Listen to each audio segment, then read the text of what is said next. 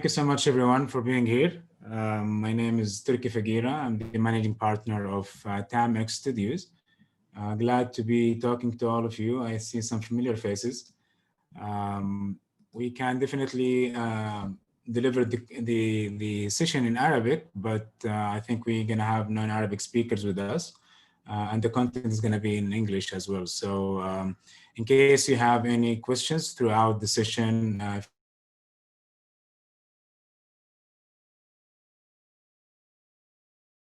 you can just type it in the chat and I will respond back to you. So let's start by a brief introduction about TAM and TAMx what do we do. So we are part of TAM, a company that was established in 2011, focusing on citizen engagement, crowdsourcing, and open innovation. And we took it to the next step this year by establishing its innovation studio, TAMx.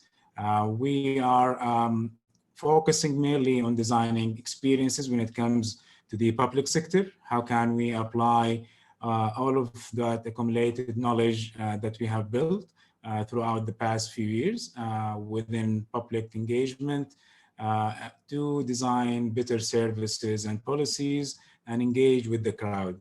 Over the past few years, personally and with TAM, we have worked with over 30 public entities in so many areas when it comes to citizen engagement, service design, open innovation, and building innovation capabilities.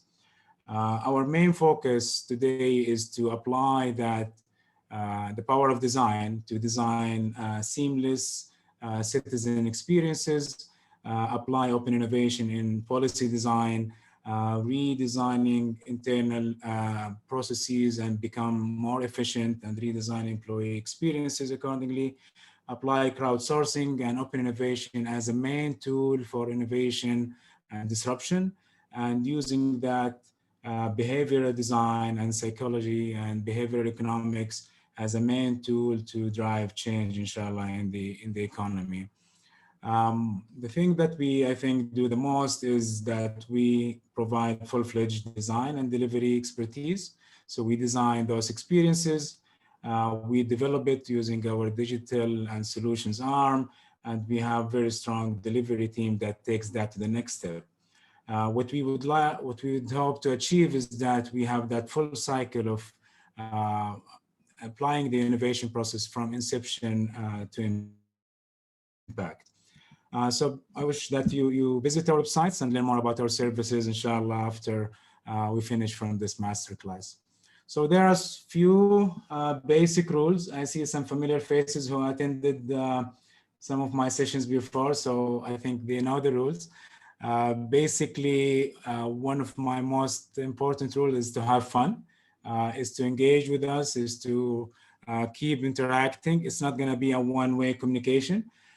So please take notes, whatever you have in mind, any questions that we can take as we go throughout the session. Try to interact, ask questions with your colleague in the chat, share your experience in our social media at TAMx Studio. And inshallah, we're going to come out with some very fruitful insights, bidnillah. So basically, we're going to be focusing on three major areas today, inshallah. So why CX is not CX? Why citizen experience is not customer experience? What is the difference and what are the drivers, and why do we want to try to make that paradigm shift, to shift the way we think about citizen experience comparing to the typical customer experience methodologies? What are the building blocks for establishing innovative citizen experience programs within your organizations? And what are the co-understanding, co-creation, and co-designing tools that we can apply for citizen experience? So why are we here? The biggest challenge that I've been facing and seeing with so many organizations today, especially in Saudi Arabia, is that we got those terminologies, we got customer experience management, we got human-centric design, design thinking, and so on. But how can we really apply it in a very complex scenario? How can we apply it in a very complex situations, especially when we speak about very dynamic, wicked problems like poverty, education, waste management, and so on. What are those things that we can take it in reality, in action, and take it to the next step without being too theoretical about it? And there is that force that we need to apply, and innovation is becoming a mandate on us. We want to become innovative. We want to be citizen-centered. But honestly, we don't know how. There is that gap that will take me from point A to point B. And some of those gaps are either capability challenges or legislation challenges, or alignment challenges between the different organizations. So today's citizen experience has become a central component when it comes to digital transformation, government transformation. In the United States, it's became a presidential mandate to focus about the citizen experience and to apply it within all organizations. Yet, all of the data, all of the statistics within citizen experience proves that the gap is still there. Governments are not able to connect or to communicate with the citizens or to get the voice of the citizen the right way and to meet that need. So why is that? Going back to the basic definition of innovation and design, um, design innovation particularly is as a process that help us take problems from inception to creating impact. Whatever that impact is it financial, is it social, or it is legislations. We define that impact, but still it's not a straightforward process. It's a very messy process. It's not linear, and we need to be very adaptable, especially when we work with such complicated problems. The type of problems that we deal with are very dynamic. It's not fixed. It's changeable. It is networked and it is interconnected. It is open. That means it reaches to the majority of population. We're speaking about, if you speak about Saudi, we're speaking about 30 million nationals, expats from different levels. So that problem is actually not only targeting a small segment, it is speaking to everybody. And that problem is very complicated, very complex. It is owned by so many stakeholders in the ecosystem. There is no one owners. So how can we tackle that? The challenge is when we think about citizen experience the same way we think about customer experience, we only see that the edge of the problem. We only see that iceberg. There are so many hidden root causes. There are so many interrelated causes. So the first step should be to reshift our way of thinking, having that mindset change. It's not about the tool. It's not about the owner. It's about applying so many mindsets, so many techniques, and so many methodologies at the same time. And I think the government role here is to orchestrate all of those tools and methodologies together. Let's take a simple problem that we have and we see every day. If you live in Riyadh or in Jeddah or in any major city, you probably got stuck at some point in traffic. So if we wanted to analyze that traffic jam, is it a problem of the police or the municipalities or the lack of awareness of the drivers who are not obeying the driving rules? It's a very complicated issue that honestly many couldn't find a solution for. A personal issue that I faced, I remember 15 years back when I was in college.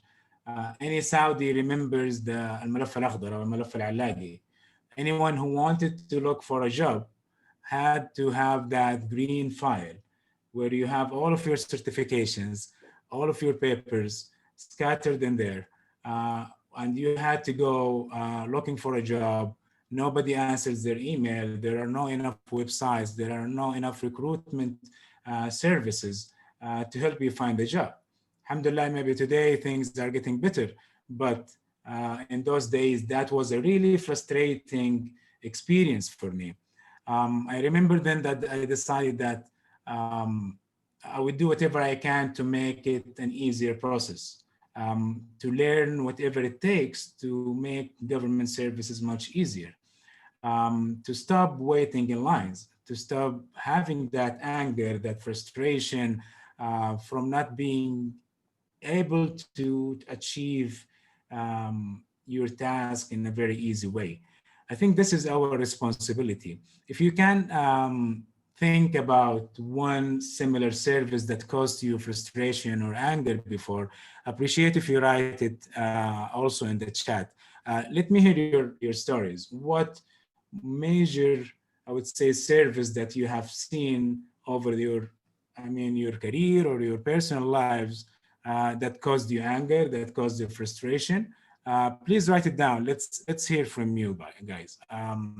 Let's take a minute for this. Any volunteers? أي معاملة حكومية المهند? Any government transaction? Would be great if you can define if it's now or before. Have you seen any improvement in that government service or government process?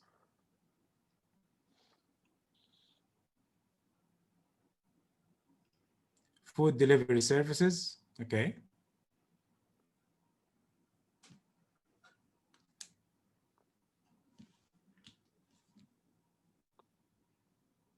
Any more? Hospitals, salam. I would say schools as well and education systems. Something that we need to think about as government officials is تعميم خاطئ لكن نضرب مثال خدمات الأحوال المدنية ووزارة الخارجية. Exactly, yes. So we need to be very specific about those interactions and those experiences, and we're gonna get to that level, inshallah, in our class. We have a responsibility as public servants to design the quality of life to our citizens. Life is a collection of experiences that has been designed by someone who probably was sitting behind a desk and made a choice that affected generations. Our responsibility today is to get out of the building and to meet with the people, is to understand that every decision, every service that we provide is going to affect the quality of life of those people. Today, we have a starting point, a good starting point when it comes to government innovation and citizen experience design, which are the global goals for sustainable developments. When we speak about educational challenges, gender equalities, industry and innovation and infrastructure, sustainability and climate changes, all of those are problems that will be reflected into the government services and public services, and then it will be translated into the feelings, it will be translated into the services, it will be translated into the quality of life of the people that we are serving. So what are the key drivers for government innovation and public service innovation? If you go back to the basic definition of any organization, whether in the public or in the private sector, any organization has three things to focus on. First, it needs to create value through services, service design, and public policy design, and deliver that value, that service, that product, that policy to the citizens, and capture value from those citizens by getting their feedback, by getting their productivity increased, by giving their satisfaction level increased. The same goes for the private sector. They need to create a product, deliver a product, and capture a monetization value from that product, for example. Thinking about it from that, I would say, high-level approach, make us more focused into focusing our, I would say, activities into those three main pillars. How can we create value through design? How can we deliver value through our service delivery techniques? And how can we capture value through our customer management, and citizen management techniques. The public sector responsibility today toward the citizen is to create better services, solve complex challenges, and be accountable for the future of the nations. Hence comes the citizen experience innovation. To start, we need to think about the citizen. The citizen that I mean here is anyone who lives under a certain country, anyone who breathe in that air, anyone who benefit from the services that it is provided, whether they are nationals, expats, or visitors. The public service, in particular, has been leading all of this design and innovation activities over the past few years. In a recent research provided by the Service Design Council, it shows that government has been one of the major spenders when it comes to innovation services, service design, user experience design, applying design in the core of the government. Yet, I would say there is still a big challenge when it comes to achieving the results or gaining the results of that design innovation. One of those challenges is not being able to define the role of the government when it comes to innovation. Is the government an owner? Does it own all of the innovation agenda? Does it drive innovation within the country or within the nation? Is it a funder? Does it only provide money to those entities? Or does it collaborate with the private sector to co-fund those innovation programs? Does it partner with the private sector, the accelerators, the universities to generate new products and services? Or does it take design as a service? So they are clients. They bring design studios like us in TAMx and ask us to design services for them. The last role is the government as an endorser. So the only responsibility of the government here is only to endorse innovation programs, to help in the public communication, to allow people to, I would say, communicate and understand the rationale behind government. So there's no right or wrong here. Is that the most important part is to define which hat and which role and when that role has to be played within the government and citizen experience program.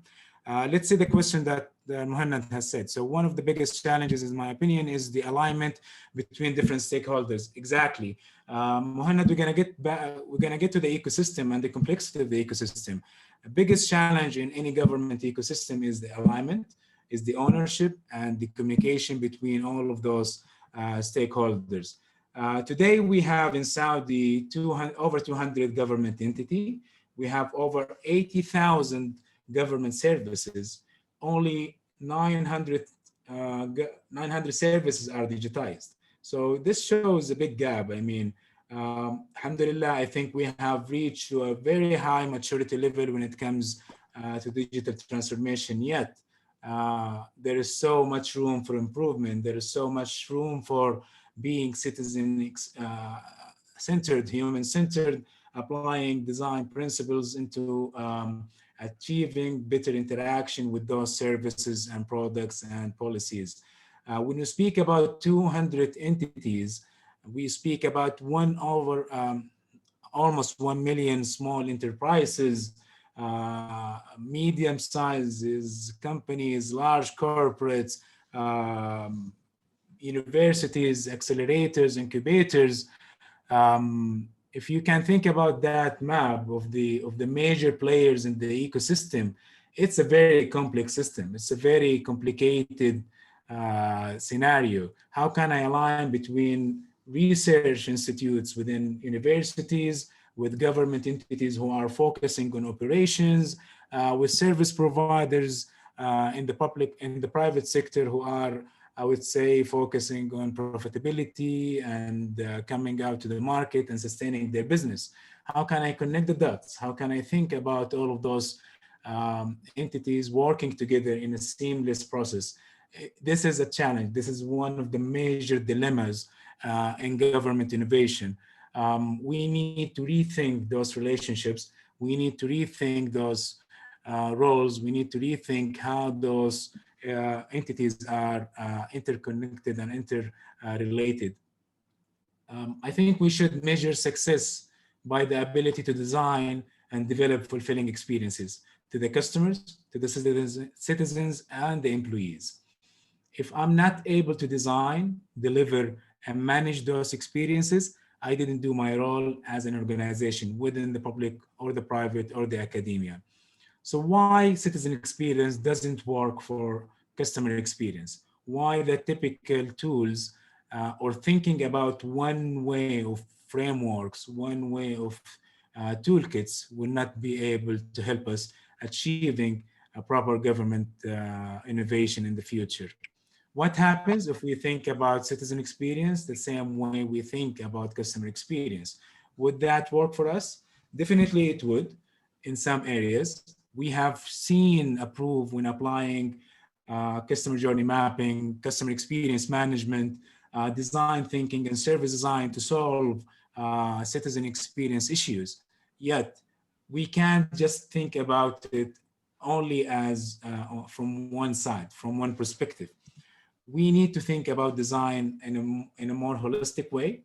We need to apply more tools, more frameworks that fits with the type of issue that we are facing. So we have four types of issues. Any issue starts as a simple issue, a simple problem that we probably have a very clear definition for. We have we are consensus موافقة موافقين ومتوافقين عليها. So we have that clear alignment, I would say. That simple problem, we have enough knowledge to solve. In that particular quadrant, ideal, I would say, design thinking and co-creation tool will be very beneficial. But if we jump to the second quadrant, we're gonna take, when we speak about ethical issues that no two people in the same room will be aligned to, ما نقدر نعمم as المهند said, تعميم خاطئ. We still have knowledge, we have the tools, we have the frameworks, but we can't bring people in the same room thinking the same way, trying to solve it from the same perspective.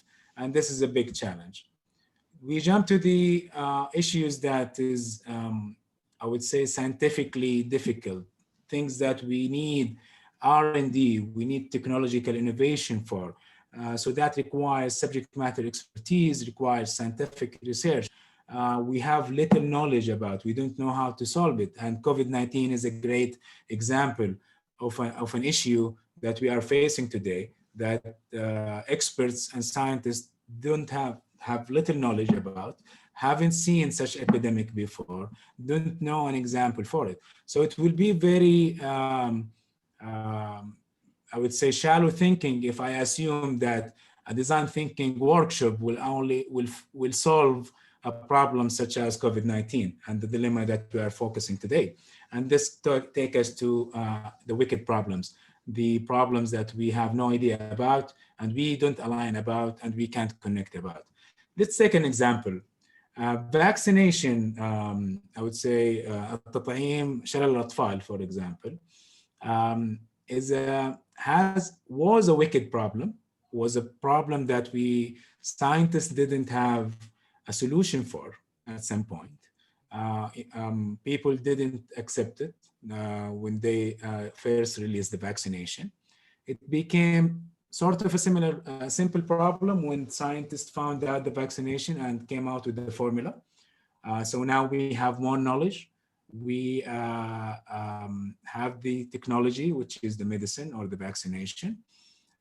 When we tried it, let's say when the doctors and the physicians tried to take it to the market, they faced an ethical issue because religious people, the church in the States in particular, was against vaccination. It was haram. It wasn't. It was a taboo. It was something that no one can do. So now they are facing an ethical dilemma. They have the knowledge, they have the solution, but they don't have the consensus. So how can we ensure we bring people to the same table? So now it became a wicked problem. It's a problem that Many people today are against vaccinations. How can we think about it from a different perspective and connect people together? Let's think about a unique service that Saudi has today that no other country has. Hajj and Umrah. Every year we have millions of people coming to Saudi. How can I align all of those stakeholders together? When COVID-19 came, we had to take a very bold decision to stop Hajj and Umrah because to maintain the health of the people. When it came back, we did a great job, alhamdulillah, into saving people's lives, aligning with all of those stakeholders. An amazing achievement that I think we should write books about. We should write case studies about. I'm so proud of it. Yet, you can't just write a manual for it. You can't just write guidelines, a checklist for that soldier who took the initiative and smiled in front of that Haji, or took a bottle of water and gave it to someone who's 30, or took that extra mile to deliver a fulfilling spiritual experience. How can we think about Hajj as a very complex ecosystem that we can design, I would say, engaging, simple, impactful interactions as we go throughout the Hajj journey, before, during, and after. If you're not from Saudi, I would like to hear um, an example of such complex problem. What complex challenges that you face in your country today? That would be a great insight for us to understand as well. So thinking about such ecosystem, we think about. Are there any questions, Fahmed?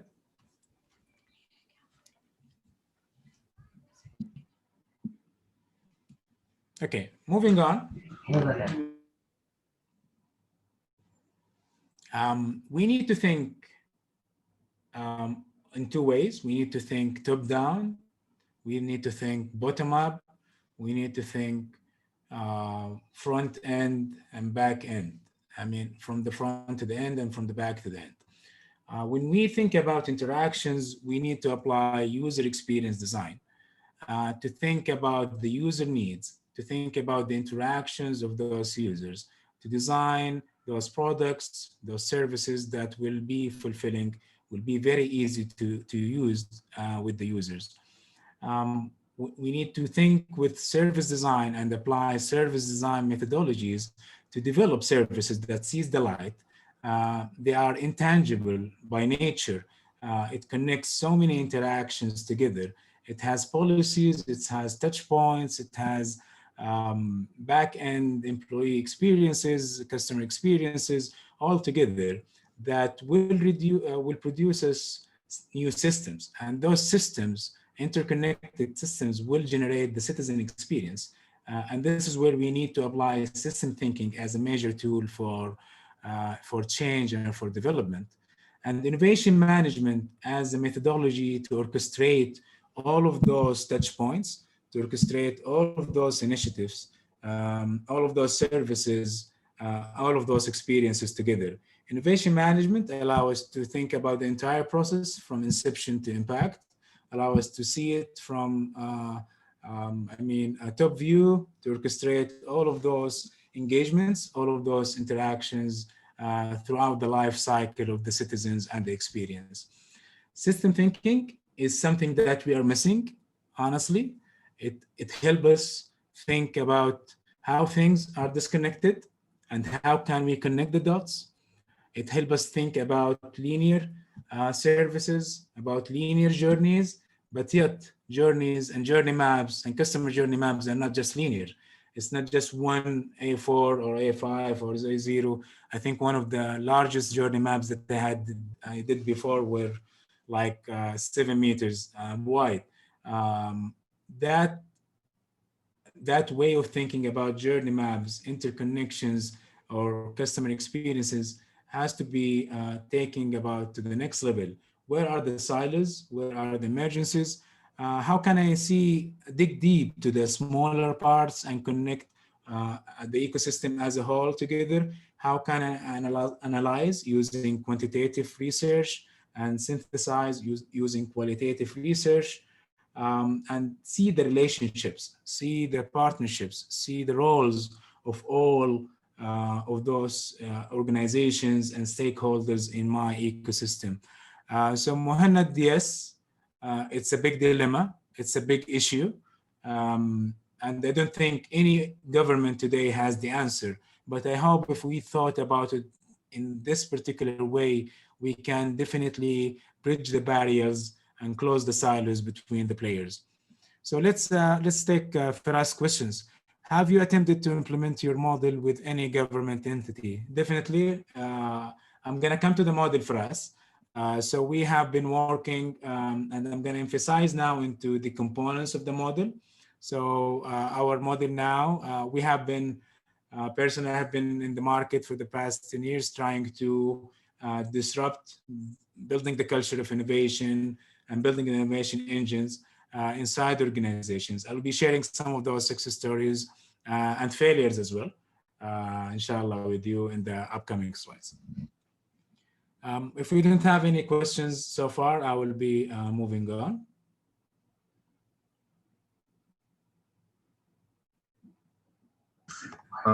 Turki, there is a question from Firaz I just saw. Yes, I just answered Firaz, and I will come to his question in the upcoming slides, inshallah. So how can we, let's speak now about the how. How can we create impactful experiences? And I'm going to be emphasizing on TAMx framework that we have been adopting. We have been applying. MashaAllah, Al-Asila is on the right time. All of the questions are coming perfectly at the right time and the right stage. So a personal story for me, I honestly jumped from my secure job to work into innovation and design as a consultant the moment I heard about the National Transformation Program and the Vision 2030 program. It is then when I really realized that there is that top-down ownership, there is that seriousness, eagerness to drive change.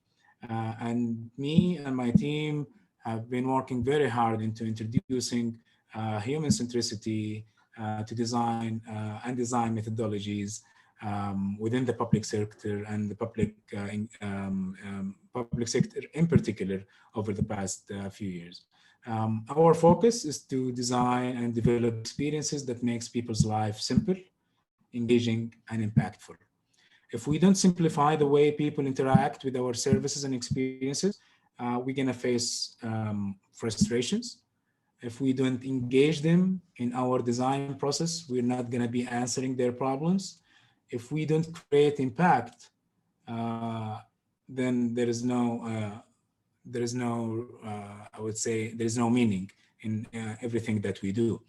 So we came up with our 360 CX innovation wheel, which basically is based into three major pillars. If I want to think about citizen experience for us or all of the team who was attending with us, I need to think about four major components. We need to think about the citizen experience structure. How can I design the citizen experience innovation strategy? How I can design the citizen experience engine? And how can I build the culture of innovation and design within that particular innovation, within that particular organization? I will be digging deeper into, inshallah, each one of those components and sharing some of the examples that we have been doing. The second pillar will be applying or choosing the right design tool for you. Using tools like system thinking, human-centered design, service design, behavior design, and nudge, I would say is a very important very important methodology. User experience design to design interactions, and open innovation and crowdsourcing as a key tool to engage with the people and co-create with the people. And this is something that we have been doing since the beginning of the establishment of TAM. And we'll be sharing some numbers and techniques as well in the upcoming slides. The third pillar is the citizen experience delivery. So design by itself is not enough. We need to ensure that we have a very strong delivery units. And in Saudi today, the vision realization offices and the VROs are doing the great job in orchestrating that part. Digital transformation is a key enablers for any service that we develop. And applying agile innovation, being agile, being acceptance to try, to fail, to experiment is something that is very important to deliver that citizen experience. Citizen experience management is the last part. So once we build a structure, once we design, once we deliver, we need to manage, we need to govern, we need to ensure that we have the right environment, we have the right governance model to sustain that experience throughout the process. So a question that I receive always, is it a linear process? Definitely not. Do I need to do it one by one? Definitely not. I have worked in projects where it started with a 1 hour project, a 1 hour design workshop, and it took 4 years to transform it into a sustainable innovation, a public service innovation lab that has qualified people, qualified structures, very clear mandates, very clear toolkits, and quick wins and success stories. So it takes time, honestly.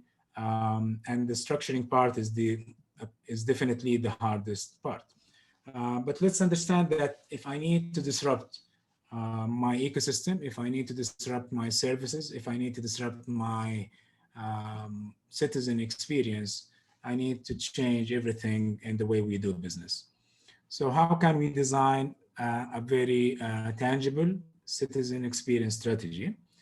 A big pain that most of the government entities face today is that they all have strategies that came up from a management consultant office. So we have 200 pages of a strategy map, a strategy house, or whatever we can call it. We have initiatives, and yet we can't take it to the next level.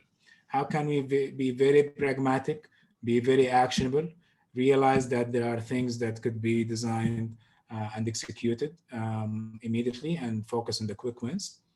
Building the innovation engine within my organization to achieve that. So a big challenge is the lack of ownership within, I would say, organization when it comes to citizen experience innovation and design in general. So there is no chief design officer, there is no chief design or innovation officer, a dedicated space, a dedicated team, a clear mandates that is fit within the organizational design, within the organizational structure. And the culture by nature is busy delivering, is busy operation. So how can I apply innovation and design in parallel as a bimodal to walk through or to shadow the operational and delivery techniques? I think this is a big pain that most of the people who are working in the government sector are facing today. So integrating design in the DNA of organization takes time. It will be really difficult to assume that if we have been doing things over the past 30 or 40 years, it will change only in 1 year. We have done a great job over the past 5 years, honestly. I've been working with so many public entities and seeing the maturity level. But you need to be very aware as a public servant, as a decision maker, that there are steps that you need to take. So you need to design to solve problems. So this is where the quick wins happens. This is where design sprints and workshops and embedding design to solve those quick wins is gonna prove to the people that design and human centricity and customer experience design and innovation is actually a valuable methodology, is a valuable toolkit. Then I need to build the capabilities. And building the capabilities comes on three major levels. First, we need to change the perception, and this happens through communication and awareness.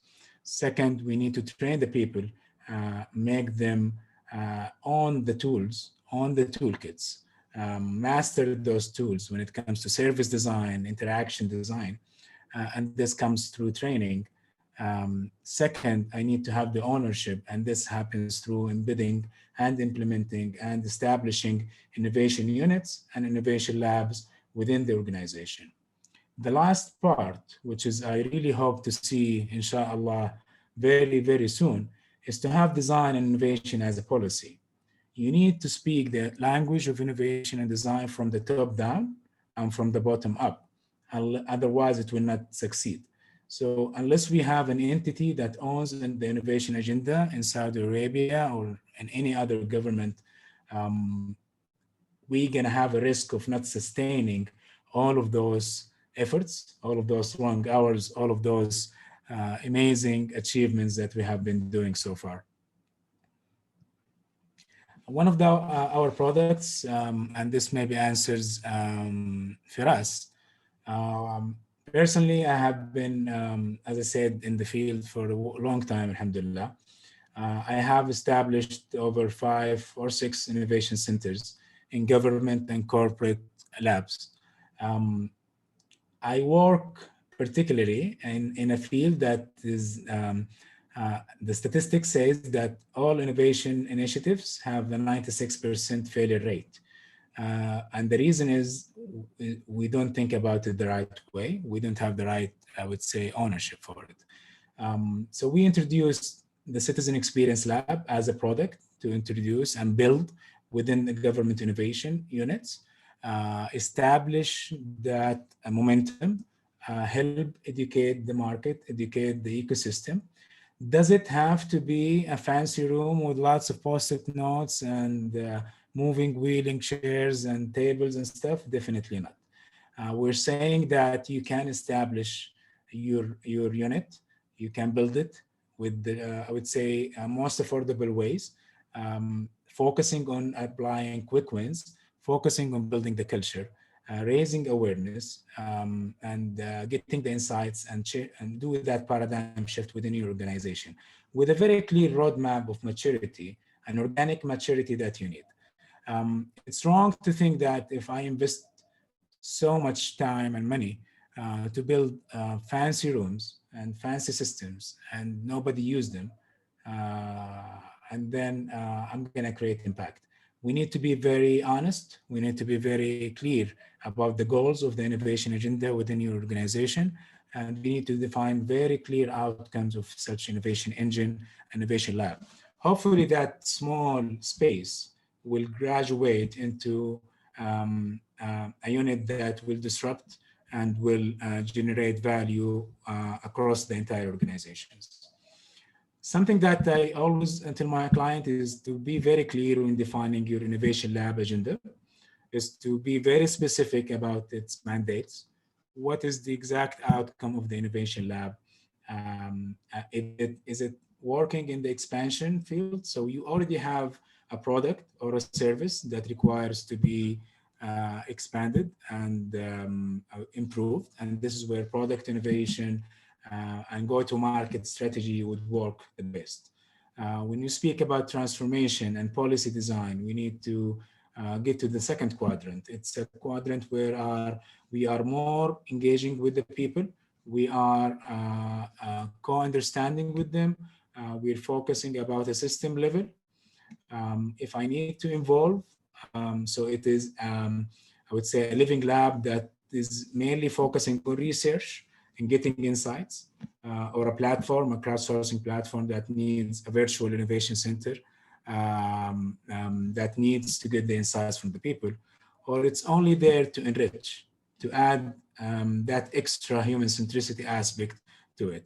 A nice study was done by Service Design Network and Dutch Telecom, did this typology of innovation centers across many countries. And policy labs and government innovation labs and living labs play a major role in them. And Muhannad, unfortunately, some entities are utilizing innovation as a tool for not for publicity, not a tool for problem solving. I would say yes and no. So publicity is important, I think, Muhannad. You need to inspire. You need to engage with the people. The problem is that you shouldn't stop there. You should walk the talk. You should you should apply whatever knowledge and tools and prove to the people that you're actually delivering what you're promising. This map shows the investment when it comes to innovation centers globally, public innovation labs in particular.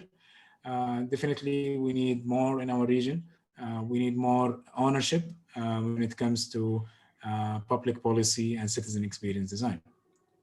A great example of why those or how those innovation labs works together is the DESIS or DESIS Innovation Lab Network, where 40 innovation centers, 40 public innovation centers are connected together. So we don't have to reinvent the wheel. We can tap into the knowledge hub of all of those people who actually tried it before, who solved complex problems and apply those lessons learned in our innovation centers and our innovation. كوكا يلا ادخل المدرسة يا كوكا. أهلا وسهلا. كوكا. جوان. ادخل المدرسة. لو سمحتوا إذا بس نقفل المايكات تكرما. Famed, if we can please close all of the mics, please. I think this is something that we all go through nowadays. I put all of my kids in one room. I closed it before we started the session. So this is a normal situation, I think, that we have been living with. Sorry for that. But building capabilities, as we mentioned, is something that is very important. When you start your capability building programs, it's good to think about the 3 levels that we have thought about before. How can I change perceptions through communications, through public engagement, through co-creation and co-understanding? And publicity here, Muhannad, again, is a key driver to changing, I would say, perception. Some people are against, I would call it, innovation theaters, hackathons and jams and stuff. But yet it's a very efficient tool to make people believe in those mindset and to see the value of it. So invest in such, I would say, perception changing initiatives. The second layer will be the toolkits, how to master the tool, how to be efficient, how to be a practitioner. And this happens through experiential learning. So it's not a one-way communication with you and your employees and your major players in the system. The second thing is, or the third pillar will be to think about empowering the leaders with the right, I would say, design leadership techniques to embed innovation engines and innovation units within the organization. NISTA has a very nice report that I highly recommend for any government officials planning to embed innovation training and innovation design capability building, I would say, within their organizations. That is focusing on the 3 major pillars, like I was saying: how to lead, how to work, and how to accelerate the learning and the adaptation of those methodologies and tools. Would like to hear from you if you have attended, any public training programs when it comes to citizen experience design, customer experience design, service design. What was the realization afterwards? When you went back to your office, when you applied that knowledge, when you applied that tool, what sort of lesson learned you faced? What sort of resistance maybe you got from your colleagues? Tell us more about your experience.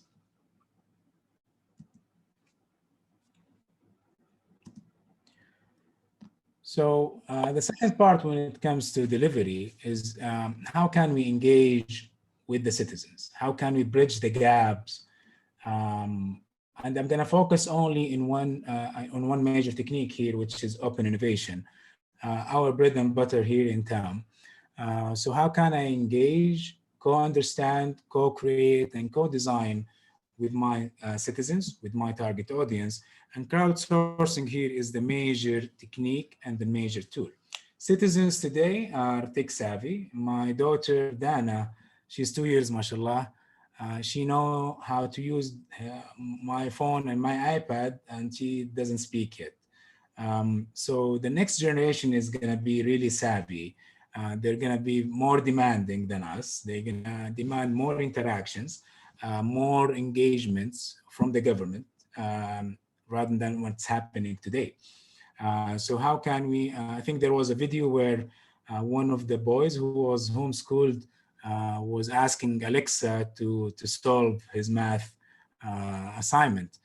So it shows that we're getting old, I think, and our kids are speaking a different language than us.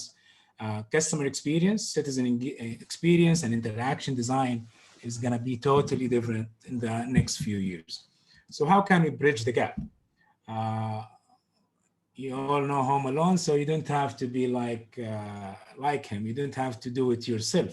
How can we engage with the people? So to activate the innovation ecosystem, we need to reach out to those people. We need to communicate with them. We need to apply and I would say use the wisdom and the power of the crowd in our initiatives. In TAM, we have developed a very unique model over the past 8 or 9 years. A model that is focusing into transforming citizens or public in general from distrusting you into become more involved, more aware, and more empowered. So we take you from distrusting my policy, distrusting my initiative. I inform you, I start with information, and I start giving you whatever information is needed. I can consult with you and ask for suggestions and ideas. I can involve you in the decision making and the policy making and the design making. I can collaborate with you when it comes to the co-creation. And finally, and hopefully this is the level that we want to achieve, inshallah, in the next step, is to empower you to take actions with your hands and to take it to the next level. We have reached over 1 billion people over the past 8 or 9 years, over 500,000 ideas, over 500,000 types of content were developed using crowdsourcing, using open innovation, applying open innovation and crowdsourcing into so many initiatives that has created impact, that opened market, that nudged people into taking action. One of the, I would say, most relevant, I would say, experiences that we had was Ayn Hajar. We all know Al-Ula and the wonderful rock formations, the unique rock formations that we have today there. Can I nudge people to move, open their phones, go take their cars and find a unique formation, take a picture, geolocate it, give it a name, and raise awareness about that location to attract tourism in that particular, I would say, area. This process is something that we proudly have done in that particular program. So we were able to design a gamified experience where people are nudged to take action, to support the government into designing better experiences, into improving quality of life, and open, I would say, business opportunities for tourist guides in that particular region.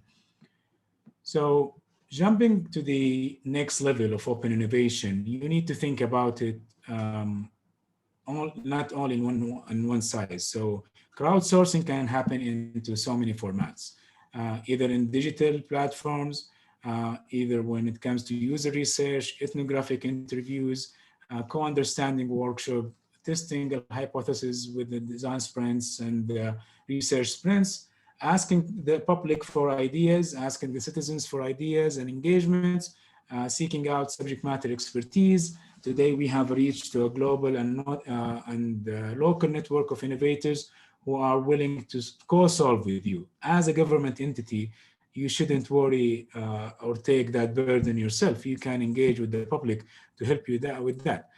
Engage with the people in physical and virtual activities like innovation jams and hackathons, prototype and test with the people, and conduct live experimentations. Don't just roll out that particular policy or service without sitting with those people one-to-one and seeing them. Let's see what Faraz has. So question for later if not covered. Focus on quick win solution doesn't create a sustainable, innovative environment? Yes or no? How to solve this? Example, labs introduced without clear, strong CX or innovation strategy. Exactly, Firas. I think we need to focus on both quick wins and long term. I think having innovation units, having innovation hackathons, having public engagement will help us achieve the quick wins, will help us achieve the immediate needs, because by nature, we can't forecast, we can't see the future, right? What I can do is to invest in building the structure. So if you go back to the 4 pillars of our framework, the structure takes time. The structure itself is being on 3 layers. The strategy, which is the long term, the engine, which is, I would say, the quick term, and the culture is in between. So it's the process or the journey that you can take from today as an innovation unit until you achieve your strategy and long-term vision. You need to work on that spectrum as an innovation, a chief innovation officer. Having a lab without a culture, without capability is a big disaster, is a big failure.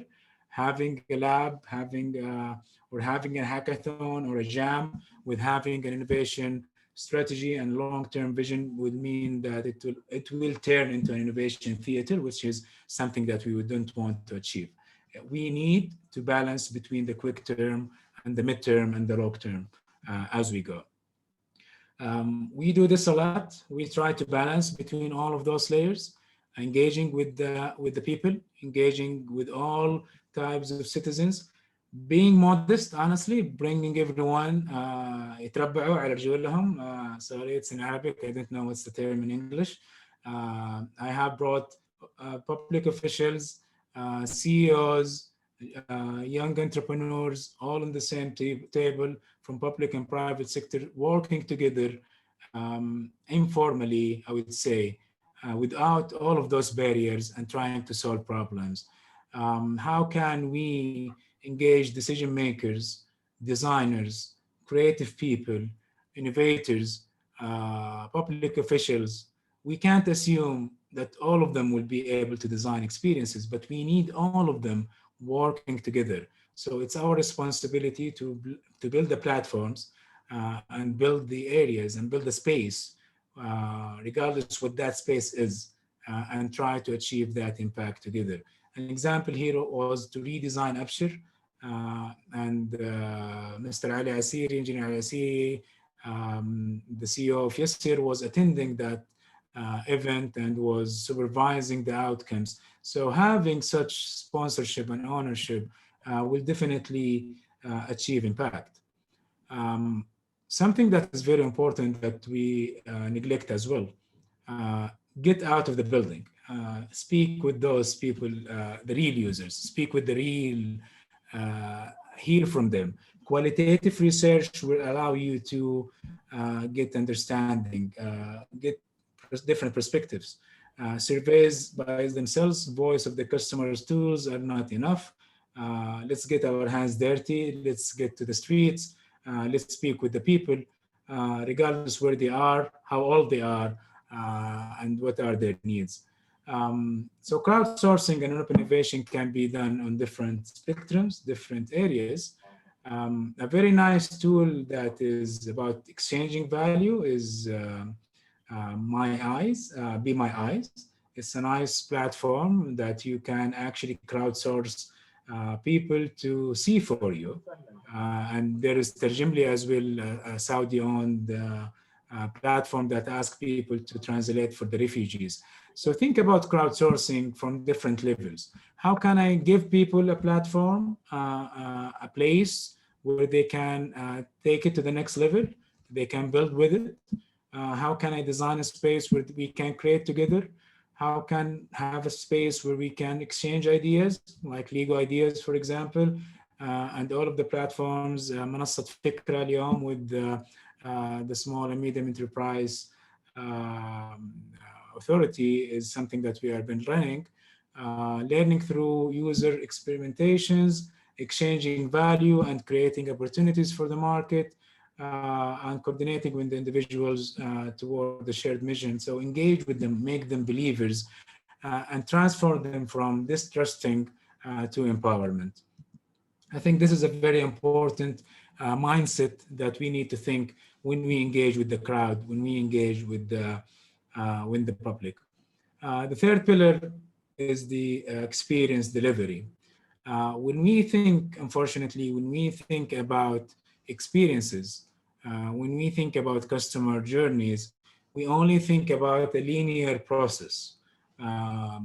Yet, customer journeys should be more interactive. It looks nice, I mean, when it is visualized and everything, but it is messy. You need to cover for all of the interactions, all of the major interaction in particular, not everything.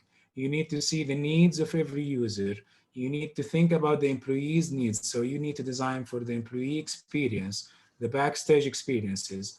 You need to design for the deep interactions. What happens is it's very easy to judge a service. It's very easy to judge a public service that it is good or bad only because one interaction in that journey or in that process failed to achieve. Let's say I can easily have people backlashing me on Twitter just because one touch point, which is my call center or my app, wasn't working. And this honestly destroys amazing efforts and lots of hours and so many potentials and operational efforts that has been happening by that particular organization. So think about it holistically, think about the service in general, think about the steps, think about the interactions, and focus on those interactions, the most important interactions on the front stage and in the backstage when you design experiences. And this is where holistic systems and service design can actually help. A very nice book called Good Services was recently launched. And the writer, she wrote 15 rules for designing good services. I really found it useful, I mean, to think about it. Whenever we design a public service, whenever we design a public experience or a public product, we need to think about it. It has to be easy to find. If it's difficult for me to find it, I'm not going to be benefiting from that experience. It has to enable the user to complete an outcome. I need to be able to start. I would take shopping carts, for example. So when I start my shopping cart, I add all of my things. Then you ask me to sign up. And when I sign up, I lose all of my items. This is frustrating. This happened to me a few days ago. So I'm still angry. So help me achieve an outcome by the end of that particular service. Set expectations very clear from the beginning. Work in ways with familiar to the people. Don't speak jargons. Don't speak very sophisticated and very complicated terminologies. It doesn't require high-level onboarding. I think the successful experience is the experience that is very intuitive and very easy for people to apply. And maybe Apple did a great job in that as a benchmarking for product innovation and experience design. Reduce the, I would say, the steps as much as possible. It doesn't have to be a very lengthy user journey. The less, the better. The more concise, the better. It is usable for everyone. We need to think about equality here and how people are being, I would say, taking the benefits out of that service equally. How can I drive and nudge the right behaviors within that particular service in each interaction, in each touch point? And behavioral design and behavioral economics is a very important technique to learn here.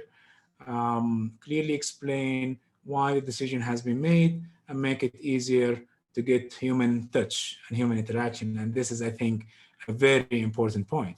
Don't just release a call center, then just release a mobile app without being able to connect with you, without being able to hear a human voice, without being able to get some inquiries. This is another silo that we need to break. So have the mix of the digital interactions and the human interactions and the frontliners who can help you achieve that experience and that service. Service design and service, I would say holistic service design is all about making the service you deliver useful, helpful, and efficient and effective, and achieves the goals for the people who are using it. I was talking with one of our clients the other day, and we were speaking about the management of the experiences.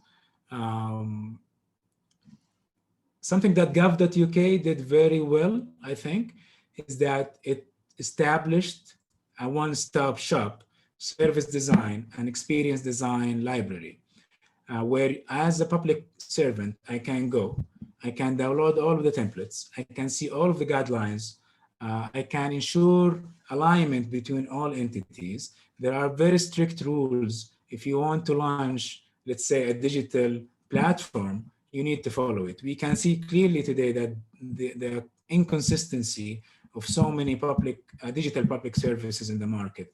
So having such standardization will help you govern citizen experience, will help you govern citizen experience management and citizen experience delivery. And this is only one component from this pillar. So how can you standardize? Help people by building a unified platform, a one-stop shop where all of the government sector can learn what is user experience design is, what is service design is, what is innovation is. It could be a MOOC, it could be guidelines, it could be a checklist. Ensure that you are measuring and tracking every interaction that has been designed in the ecosystem.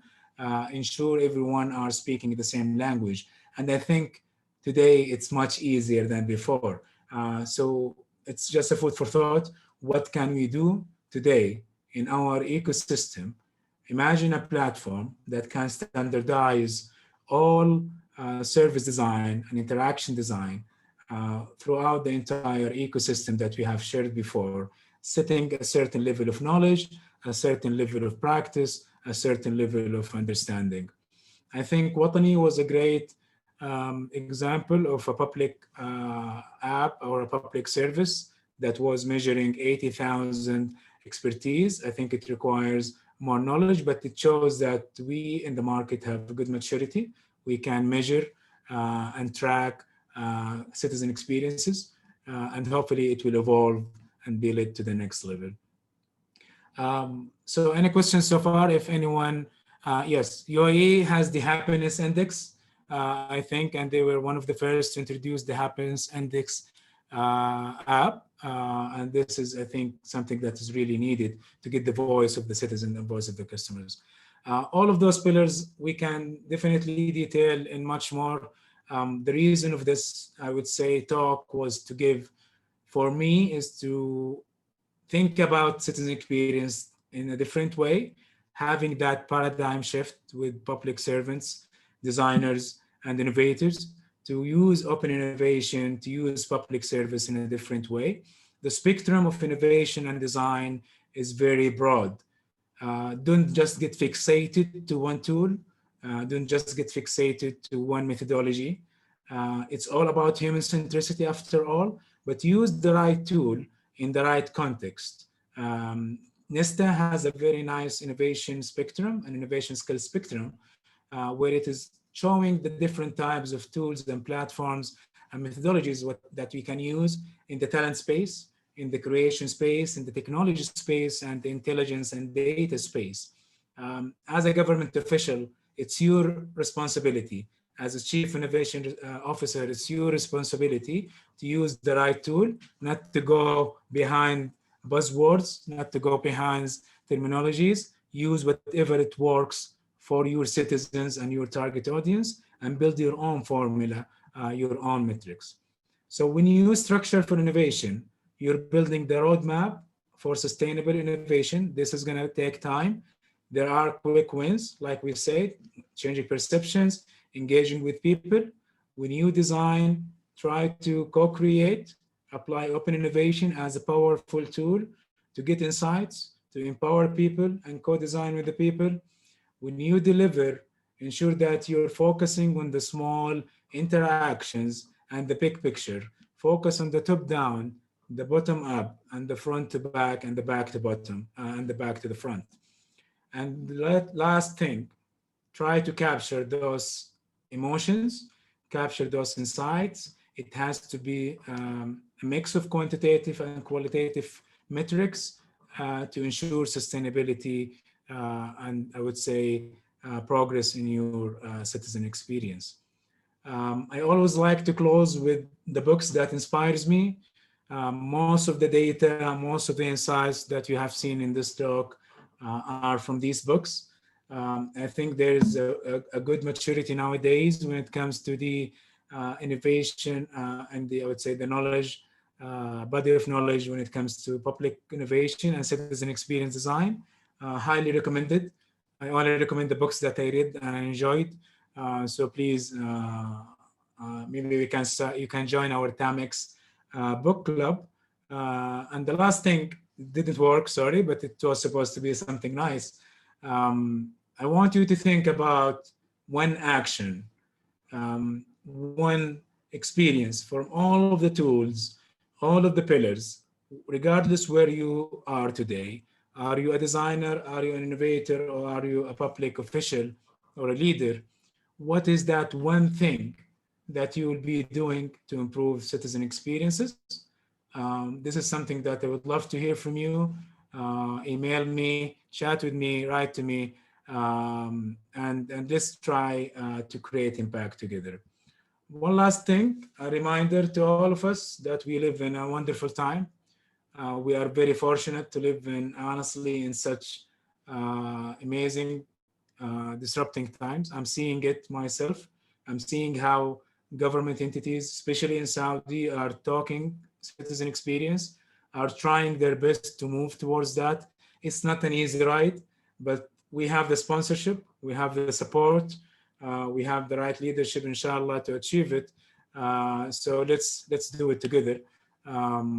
If you have any questions, we'll take, I think my time is up, but I can take next 5 minutes or 10 minutes to take any questions offline.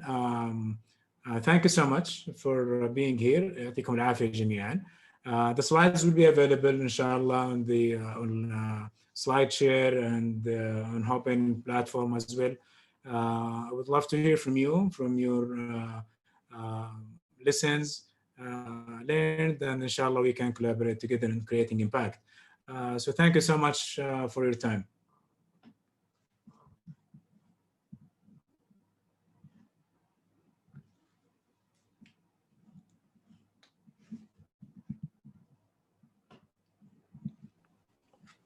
تركي الله يعطيك العافية، شكرا والله، عرض مميز جدا بالأمانة، يعني مو مدح لك يعني أبدا، بس I've seen أمس واليوم يعني I think this is one of the top 3 that I've seen today and yesterday. Thank you so much. بالتوفيق إن شاء الله. شكرا لك. السلام عليكم.